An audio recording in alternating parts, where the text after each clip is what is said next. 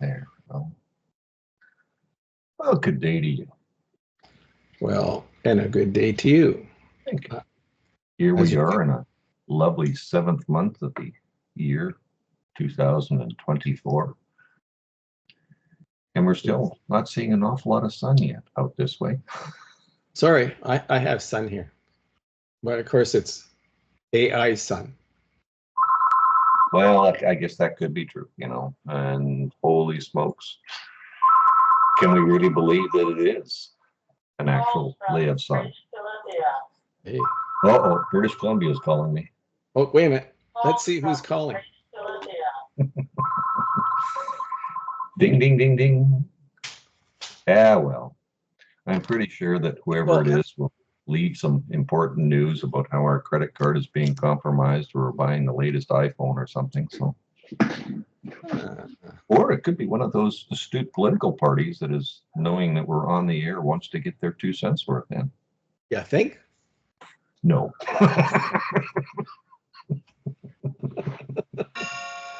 we would, and look at that. It's noon, high noon in Grandy Bendy. Ooh. I bet you didn't think we'd have this many sound effects on this particular broadcast.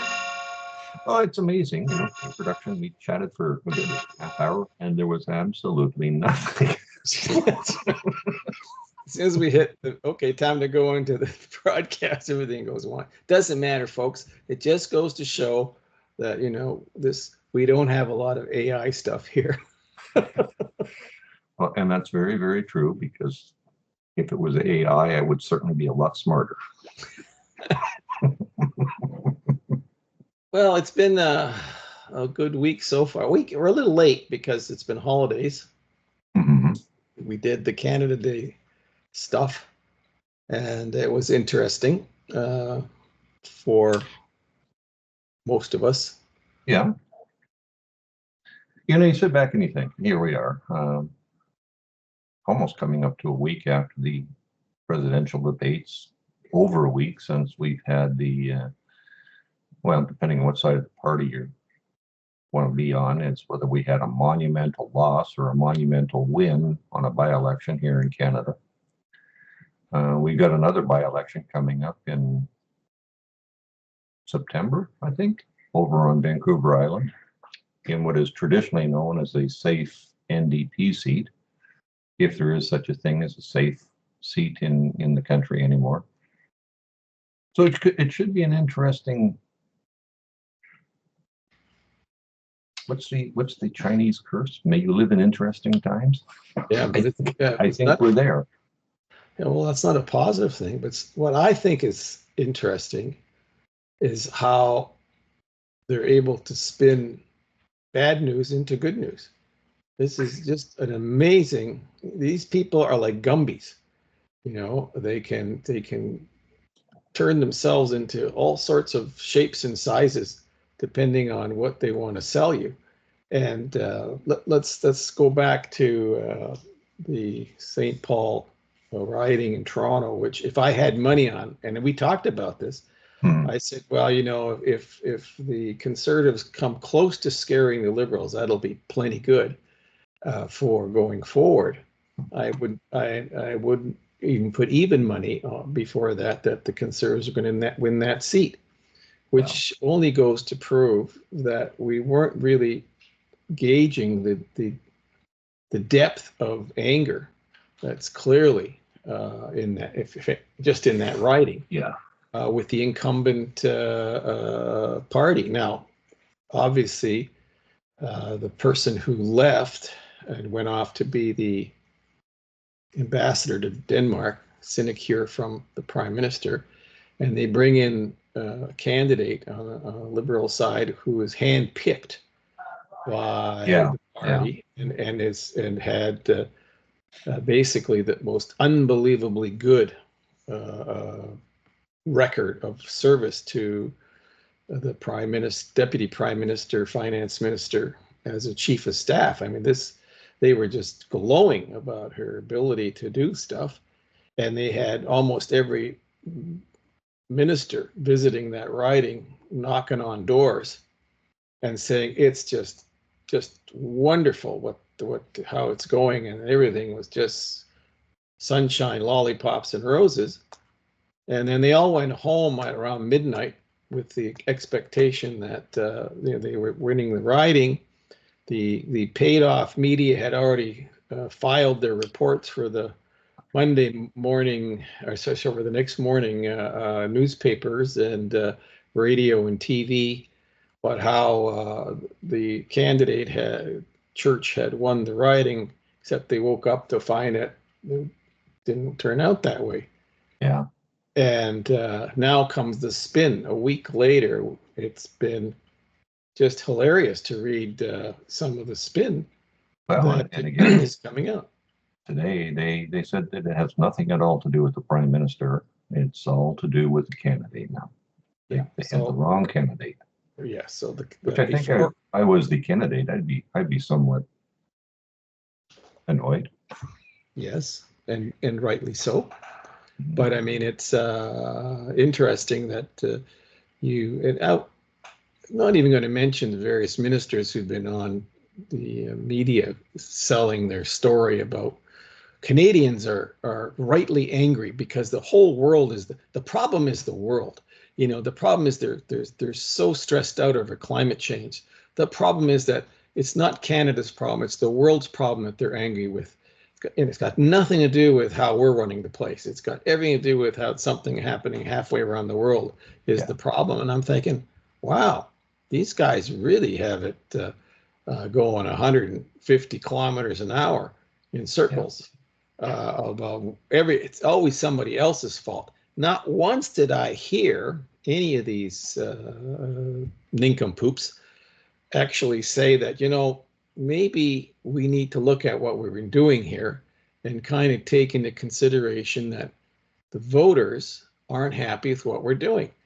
In fact, what they do is just the opposite. We'll just work even harder to do what the voters don't want you to do. Like, I'm thinking, are you people that narcissistic, that full of yourself? You think if you double down? Yeah, you probably hit something on the head there, because that great American statesman, Thomas Sowell, right? Politicians are concerned about three things. First is getting elected. Second is getting reelected. And third, which is basically what your concerns and your issues are so far down into the riding level or to the district level that it probably is never going to see the light of day. And that's really what we've got. You're right. They'll spin it this way and they'll spin it that way, and then all of a sudden it'll be somebody else's problem. And oh my gosh, if those glaciers weren't melting on the North Pole and the South Pole, we'd be living in superland. And I don't know. Well, at no point did any of these geniuses from the Prime Minister on down, who, by the way, has not commented beyond saying that it's not the result that he expected. So he's just going to work even harder for Canadians to do stuff that they didn't ask for. But be that as it may, not once did they ever say that, well, maybe the fact that they go to the grocery store reminded how things aren't going the way they wanted. Or maybe the young people in that riding said, don't give me the BS about housing because I can't afford to buy a house. Or maybe the fact that they only talk about fringe issues that the vast majority of the voters, take a passing notice of, because it's all about favoring the fringe in this case and maligning the majority. It's just ridiculous how they spin stuff over issues that are not being discussed at the office cooler or over the kitchen table or in the car on the way to a doctor's appointment or what have you. They are just so tone deaf to what is really happening on the street with ordinary folks that it's astonishing that they don't seem to grasp the fact that everybody's not stupid. Okay, and that when it comes down to the simple question, when they knock on the doors and they had the guts to ask people when they were canvassing voters, how do you think things are going? Clearly they didn't listen to what they were being told. And so as I said, I'm astonished that none of them have the honesty to say, we need to take a look at this because it's not what the folks want. And so rather than doubling down on what doesn't work, make you even more pissed off, maybe the taxes are too high. Maybe some of the climate change hysteria has to be dialed back a little bit. And the list is easy to go. That's not the point. The issue is here, why are they so tone deaf? Why do they think that people sit around and worry about Ukraine when they're going to the grocery store, or they're going to the dentist, or they're trying to pay their credit card bills? This is not what we're talking about. That's what they went on about in that writing. And in this spin from one particular minister really annoyed me, is that this is not a Canadian problem, it's a global problem. You never brought that up during the candidates meetings, that we're dealing with a global problem here. No, you got to be dealing with the people on the street. Yeah. Well, I guess the other side of that is even looking to our neighbors to the south. I'm almost to the point now, if you look up narcissist, you're going to find pictures of world leaders. We've got one. I think the US has a couple that they're not doing things for the party. They're not doing things for the country. They're doing things for themselves. Yeah. And I guess that goes back to the saying, but holy smokes, you can't have these people sitting in positions that are, obviously it's going to benefit them somewhere along the line. People don't leave politics and go broke, that's for sure. But I mean, let's face it, that for those of us on the outside looking in on that debate, it's a sad reflection on where America is today with regard to its leadership. You can, even if you're dead center, you got bad choices here. And then there's another version as well, which is the lesser of two evils. So that's another tough one. Good luck with that. So let's in deference to our American viewers and listeners, let's just let them figure it out themselves. In the days ahead, because looking in from the outside, you just have to shake your head and go, okay.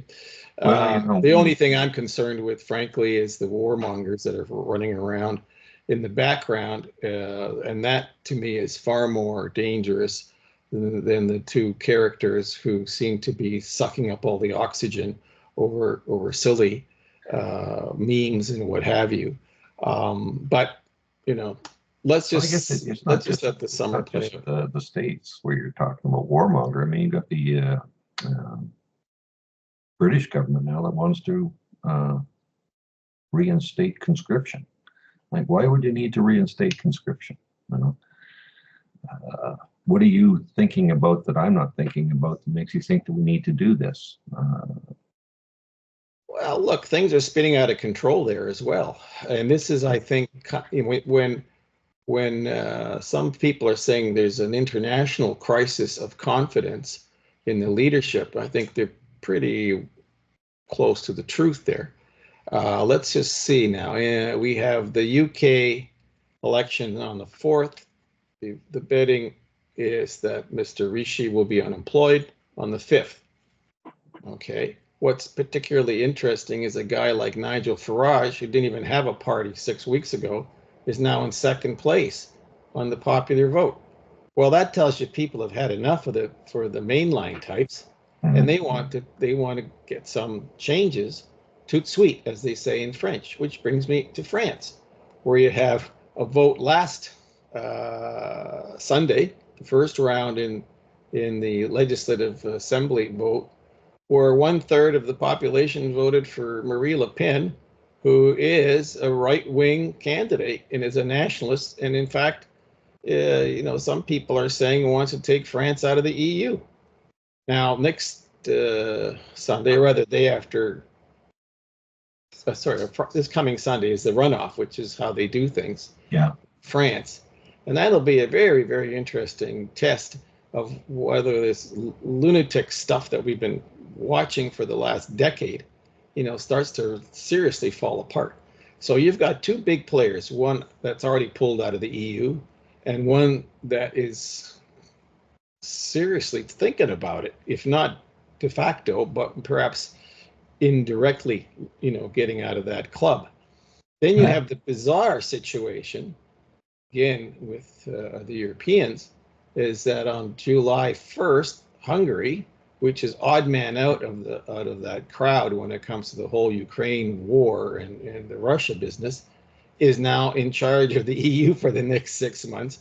And what does the Hungarian prime minister do? He flies off to Kiev and says, listen, you guys got to come up with some kind of ceasefire here because this isn't working out.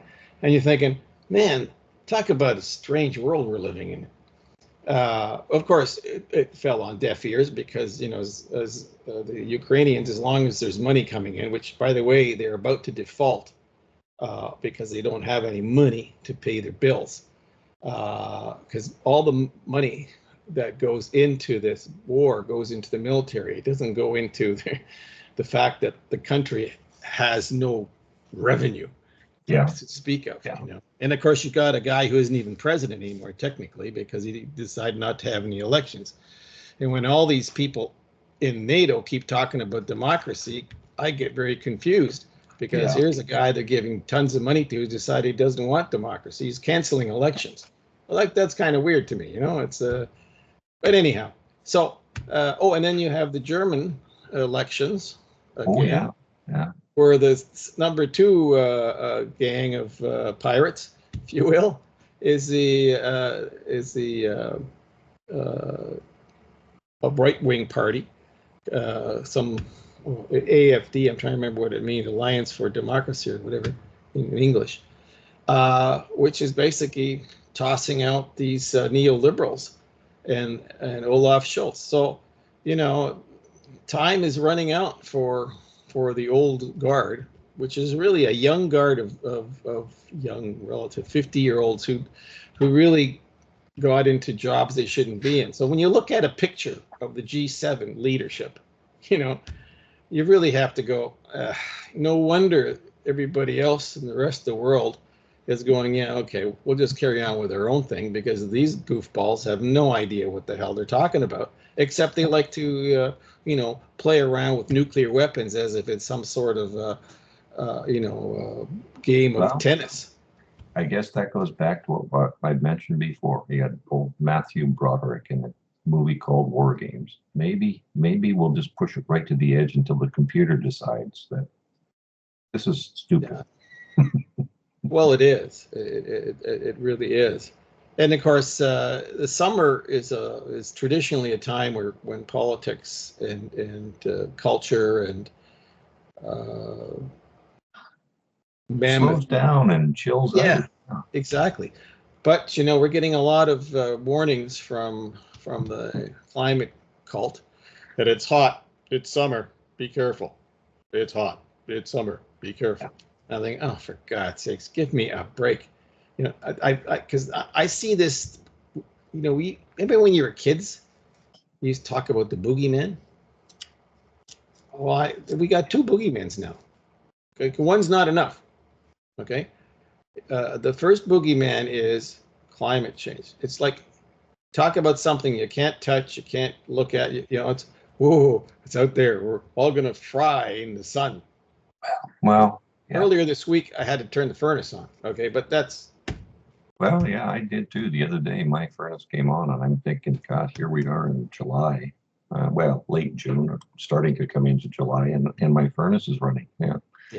Obviously, that is climate change, because I don't recall that in my lifetime that I actually had to have a furnace on in July. But so that's Boogeyman 1, which apparently, and Boogeyman 2 is democracy is dying, and I'm thinking, what are you talking about? You mean the one where you don't get to vote? Is that the one that democracy is dying? Or is that the one where you cook up the votes, or you don't have a vote? Like, what are you talking about? Well, I've mentioned it before. If you want, it's a fiction story, if you will. Michael Crichton, and a reason for fear is the title, I think. I'd have to double check that. But, that whole premise of the book was, since midway through the Second World War to the end of the World War II, we had to be afraid of Nazis. Well, once that was conquered, we now had to fear the Russians. And then the Russians became our friends, so we had to fear the Chinese. And that's the whole premise of this book. It's based on climate change, the big boogeyman number one. But if we don't have something to be afraid of, manufactured by the people that are supposedly in charge and running this place, what would the great unwashed masses do with themselves? We have to give them something to take away the fact that we're maybe not living up to our standards here. And I think that's a really big part of the problem. The State of Fear. That's the name of the book, The State of Fear. Well, you remember in history, there was Roosevelt who said that we have nothing to fear but fear itself. Mm-hmm. And that this is quite true. This is why we said, as we were saying earlier, they start to spin. The spin is the thing. Yeah. Okay. So if you lie enough, then you say the lie is not the lie, it's the truth, and you spin it. If you turn something, or you make up stuff, not just lies, but it's making up utterly bogus nonsense. Okay. Because lying is one thing, I wasn't there, but then they make up stuff. Mm-hmm. And they all do it. I mean, I'm not picking any one side, because it seems that it's the rage right now to say things that are just incomprehensible to begin with, and totally untrue in the end. But it doesn't matter, because it's all designed to give you 15 minutes of get your attention for 15 minutes. Whatever. Yeah. And then we go on to the next thing. The problem is the corrosive value of that after time is that nobody trusts anybody for anything.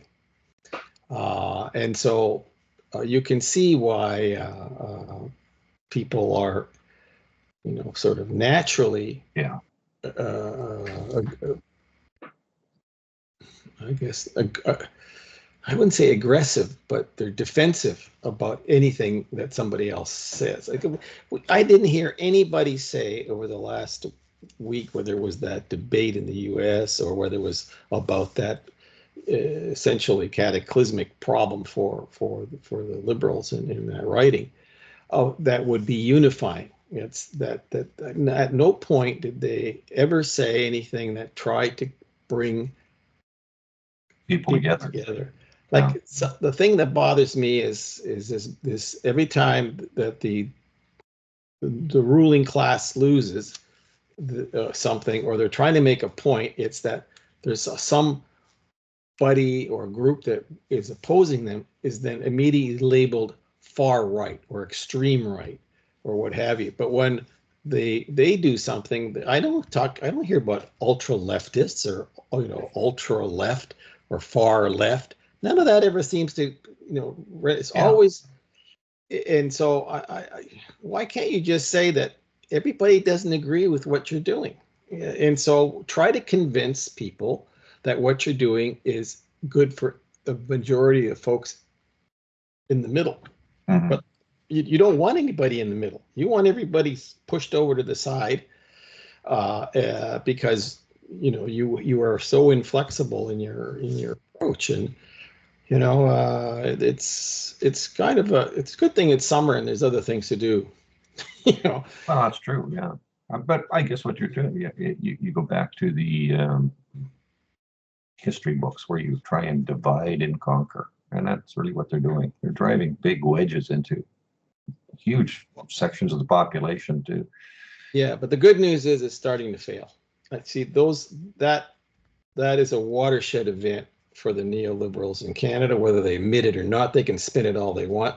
As I said, nobody with any sort of interest or background in leading into that by-election would have put money on that becoming a conservative seat. Just Yeah. I think they were more surprised than anyone.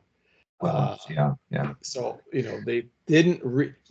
We spoke a couple episodes ago about this bunch doesn't know how to read the room. Well, they sure as heck didn't read the room there. Well, and again, the other side of that didn't read the room is the gentleman, the individual, the person, whatever term you want to use,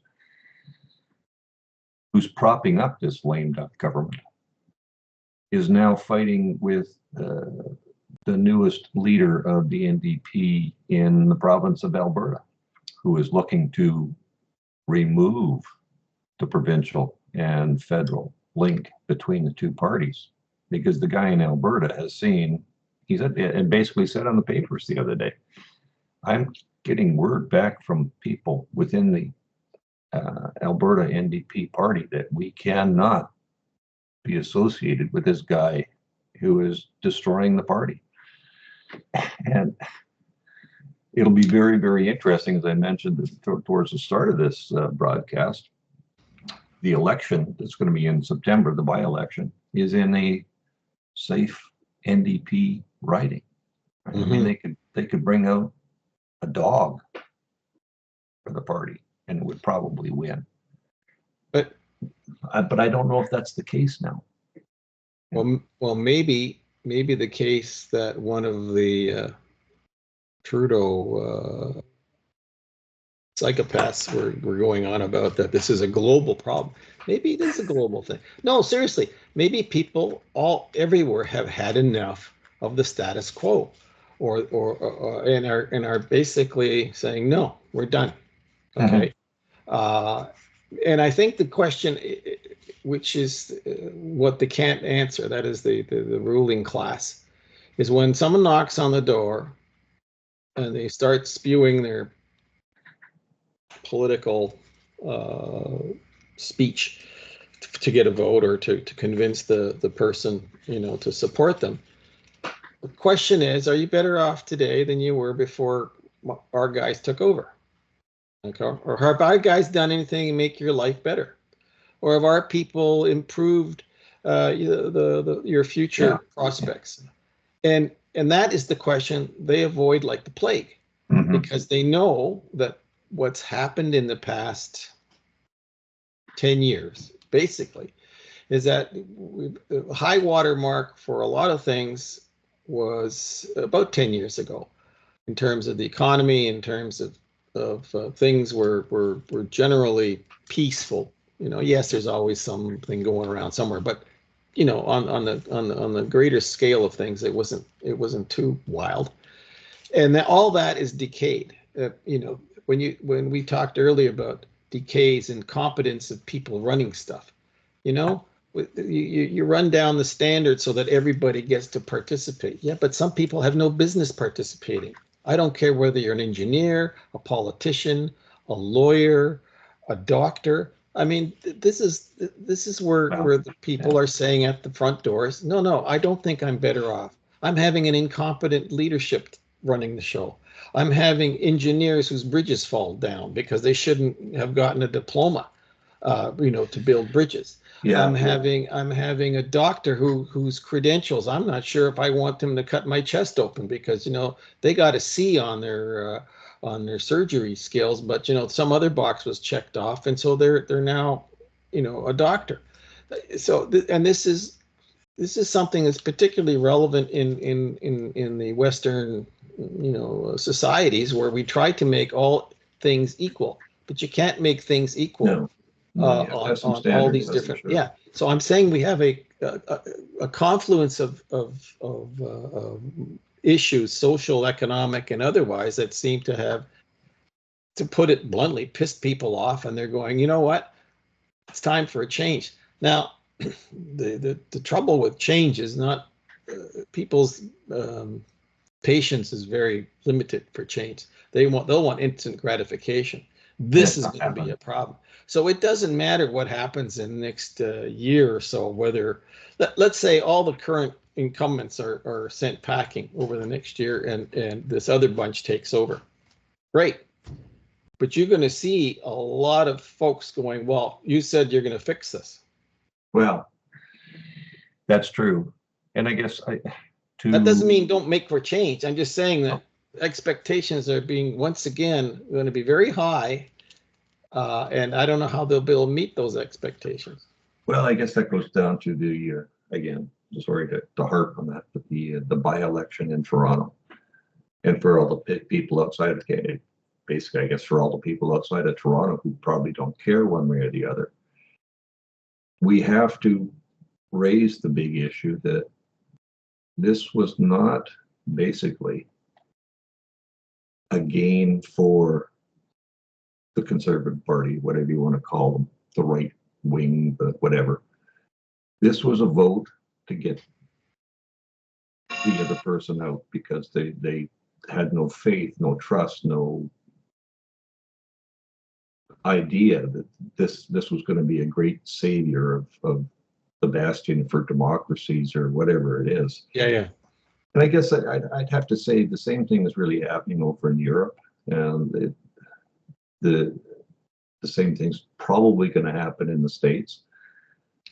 But I would just like to caution these leaders that are coming up that you're not there because of your policies or your great speeches or your ability to orate to people. It's the fact that you're getting voted in because they don't want the other guys there. They're voting them out. Yeah. And I don't know what that's going to do as far as politics. And you're right. I'm sorry if Mr. Polyev here gets in a year and a half, or Mr. Trump gets in down in the States in November. They're going to go and find that Mother Hubbard had more covered than what they've got.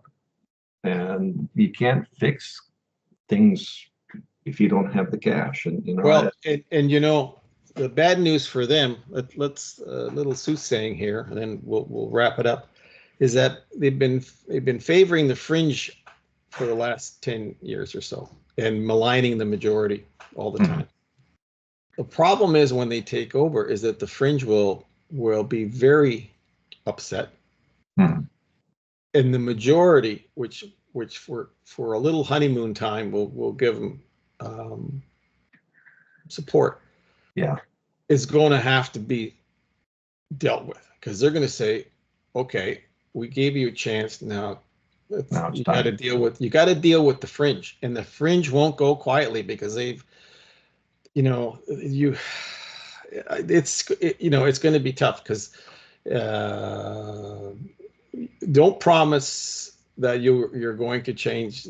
This is, I'm looking for the right analogy here, but it's the super tanker thing here. This is a big ship of stuff that's been floating across the ocean. Yeah. And all of a sudden it's got to be turned around. But there's so much stuff on board. It's so heavy with various interests that those interests have to be tossed overboard. Yeah. By doing so, in order to be able to lighten the ship and turn it around, there's going to be a whole lot of trouble. So you don't want to, it's not painting a dark picture, but change is going to be tough.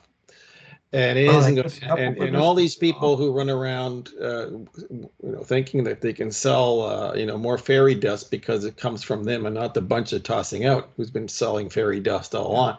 The new fairy dust isn't going to be a whole lot better than the old fairy dust. In fact, it's going to be like taking medicine that tastes awful in order for it to work. Whether it works or not. Well, time will tell. But let's face it, there's Mother Hubbard's cupboard is empty. And what will happen with a lot of these guys as they're shown the door is they're spending like drunken sailors just because they don't know any better. That's what they do. Yeah.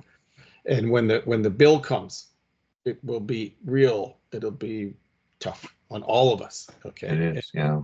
Yeah. And I'm just saying that we better be ready for that. It's got, it's like the patient has been told that you're going to have some serious surgery, and the convalescent time is going to be tough. You're going to need physio.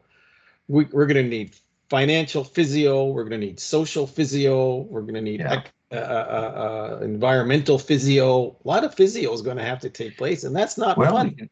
And the other thing is relating more to Border Patrol and the migration of the masses.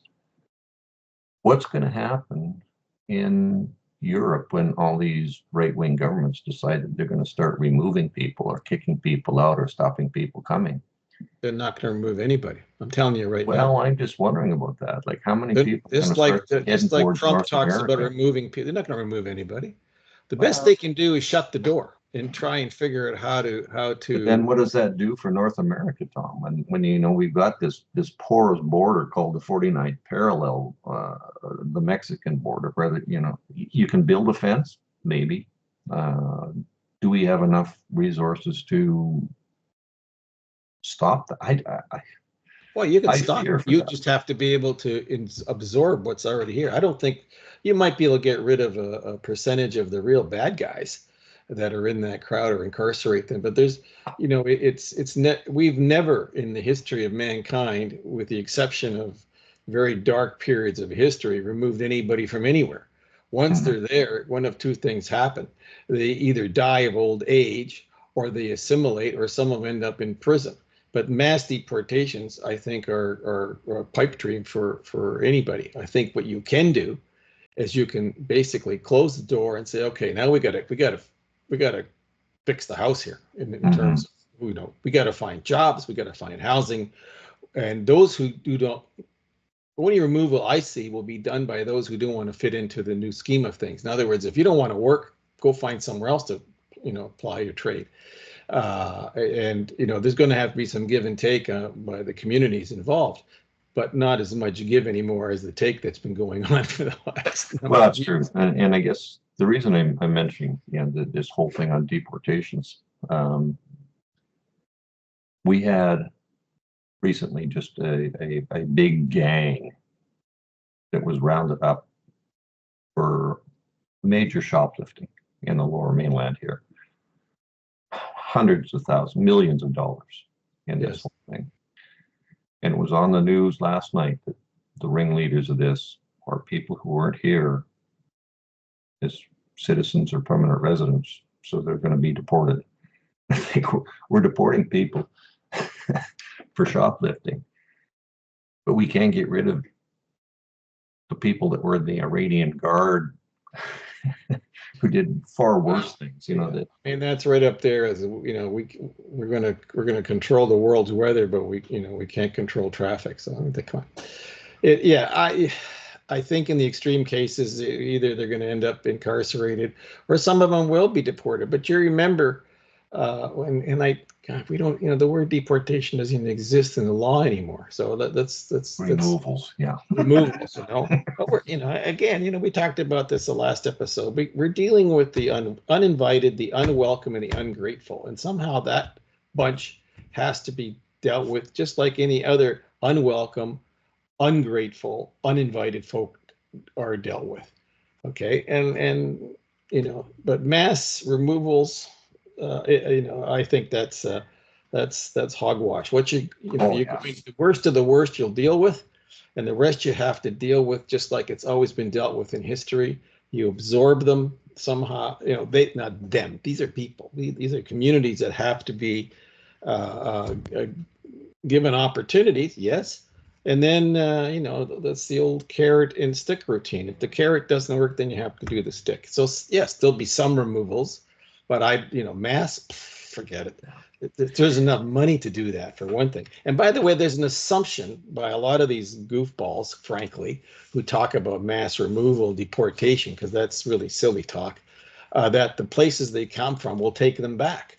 We're not living in the 18th century. You just put them on a ship and send them away. You know, we have international laws and protocols and what have you. The simplest cases are that the host or the nationality of the person to be removed says, I'm not going to give him a passport. So there. Or I don't think he's really one of our people, so you got him. And simple cases like that drag on in courts for years. And now you're talking about a, magnification up to millions of people like that. Yeah. Let's not be stupid here.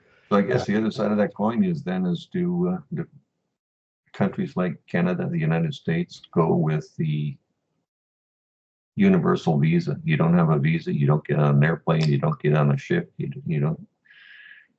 Well, the elites would like you to do that for other reasons. I mean, you could convince them of that. I'm going to tell you why, because they wanted to do that with the pandemic. You don't have this document, you don't go anywhere. Just turn that around and say, if you don't have this document, you don't come here. You're talking about an EU approach to North America, or at least to Canada, the US. I don't know. I think that if we project forward and we see just in this neck of the woods, the Western Hemisphere, if the two gentlemen who are currently in charge are replaced by two other gentlemen, likely, it's I'm not sure how that relationship's going to work. This one doesn't work so well either, but that one is going to be tough. And I heard a guy, a senator yesterday from the U.S. Again, I won't mention the name because it's not relevant, but the concept of what he said is, once we take over, we're just going to use that energy from Canada.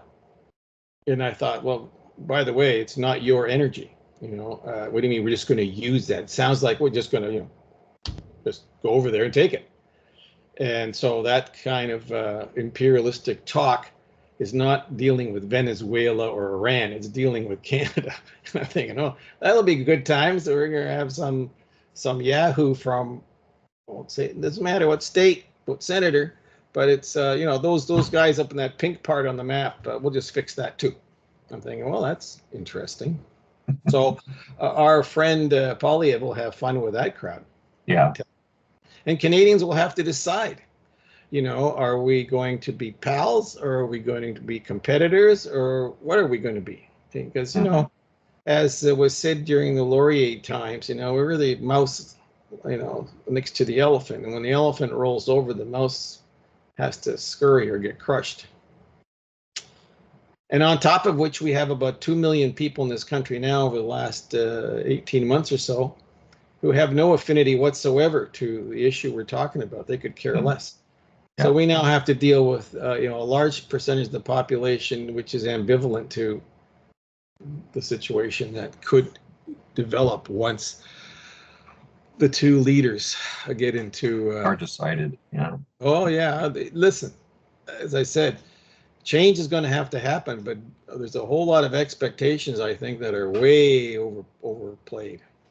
But we may be dead wrong. Or dead. Well, there is that possibility. Yes. I remember once that I thought I was wrong, and I turned out to be right, so I'm not 100% sure. Do you know that we've gone way over our time? I think so. We did hardly any pre-production, but not bad. Yeah. Well, once again, we're going to have to get the transcript, because I think we solved the problems of the world. It's just now we have to try and figure out how to implement this. Wow. That's. And I don't know about you, but I'm only drinking coffee. This hasn't been over a beer at all. All right. Well, that was, yeah. Hey, happy Independence Day tomorrow to our American friends. Yes. Happy Can Day for all our Canadian friends. Good luck over there in France and Germany, Germany, Britain, and and yeah. And next week we'll find out who we have to take apart. Who's going to be running the UK? How true. That's right. Don't forget to hit the like button, and don't forget to subscribe. Tell your friends. Listen to us on Spotify. What's the other one? Apple Podcasts and like YouTube, that. Whatever you can find us on, we'll be happy. Yeah. We'll be looking for you. Not. And again, if you can afford it, buy us a coffee. Yes, please. Please do. Use that. All right. Okay, Bob, have a great week. And you too. Talk to you soon.